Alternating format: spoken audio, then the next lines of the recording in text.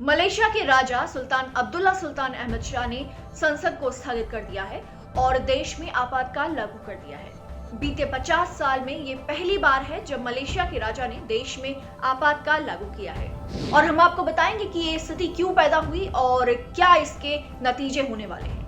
आपातकाल के ऐलान के बाद देश में कोरोना के बढ़ते मामले और कई वजहों से जबरदस्त विरोध झेल रहे प्रधानमंत्री मुहिउद्दीन यासीन को पद से हटाने के लिए आम चुनाव कराने के सभी प्रयासों पर अब रोक लग जाएगी। साथ ही मुहिउद्दीन यासीन को बिना चुनाव के ही महामारी को काबू होने तक पद पर बने रहने का पूरा अधिकार मिल जाएगा। इससे पहले मलेशिया में 1969 में आपातकाल की घोषणा की गई थी, जब नस्ली दंगों में सैकड़ों लोगों की जान चली गई थी। मलेशिया के राजा अगर आपातकाल एक बार लगा देते हैं तो इसे अदालत में भी चुनौती नहीं दी जा सकती है। इससे पहले मलेशिया के सुल्तान अहमद शाह ने पिछले साल अक्टूबर में प्रधानमंत्री मुहिउद्दीन के आपातकाल घोषित करने के अनुरोध को अस्वीकार कर दिया था, लेकिन हाल ही में लगा आपातकाल प्रधानमंत्री मुहिउद्दीन यासीन के लिए एक संजीवनी की तरह काम करेगा। वो कैसे?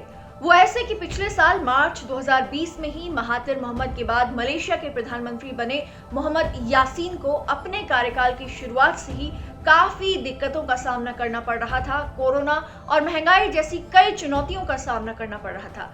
साथ ही विपक्षी पार्टियों से भी कड़ा राजनीतिक विरोध उन्हें झेलना पड़ रहा था। लेकिन अब जब आपातकाल लग गया है तो आपातकाल लागू होने के बाद मलेशिया के प्रधानमंत्री को अब पहले से ज्यादा शक्तियां मिल जाएंगी, पहले से ज्यादा मजबूत हो जाएगी प्रधानमंत्री की सरकार कोरोना के खिलाफ युद्ध में अब पुलिस और मिलिट्री को भी शामिल कर सकेगी और प्राइवेट हॉस्पिटल के कामकाज को भी अपने हाथ में मलेशिया की सरकार अब ले सकती है।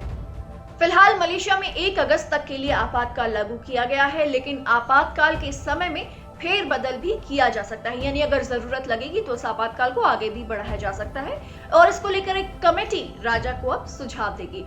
प्रधानमंत्री मुहिउद्दीन यासीन ने देश में महंगाई रोकने के लिए काफी कदम उठाने के प्रयास किए हैं और अब लगता है कि आपातकाल में वो कोशिश करेंगे कि महंगाई को काबू की जाए। प्रधानमंत्री ने ये भी कहा कि राजा की ओर से जो आपातकाल लगाया गया है वो मिलिट्री की तरफ से किया गया तख्ता पलट नहीं है और देश में कर्फ्यू लागू नहीं किया जाएगा।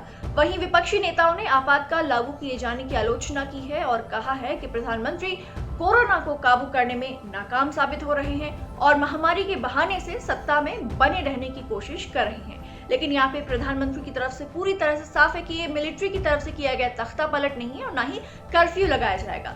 मलेशिया में आपातकाल ऐसे समय लगाया गया है जब सत्तारूढ़ गठबंधन में सबसे बड़े दल यूनाइटेड मलय नेशनल ऑर्गेनाइजेशन ने मुहिउद्दीन से समर्थन वापस लेने की धमकी दी थी ताकि वो समय से पहले आम चुनाव करा सके। मलेशिया की आबादी करीब 3 करोड़ 25 लाख है और अब तक यहाँ कोरोना के कुल 1 करोड़ 41 लाख 533 मामले सामने आ चुके हैं और अब तक मलेशिया में कोरोना से 559 लोगों की मौत भी हो चुकी है और आने वाले समय में ये संभावना जताई जा रही है कि देश में कोरोना के मामले तेजी से बढ़ सकते हैं। फिलहाल एक हफ्ते में 2000 तक कोरोना के नए मामले सामने आए थे, लेकिन ऐसी आशंकाएं जताई जा रही हैं कि मार्च के आखिर तक मलेशिया में हर हफ्ते 8000 तक कोरोना के नए मामले आ सकते हैं।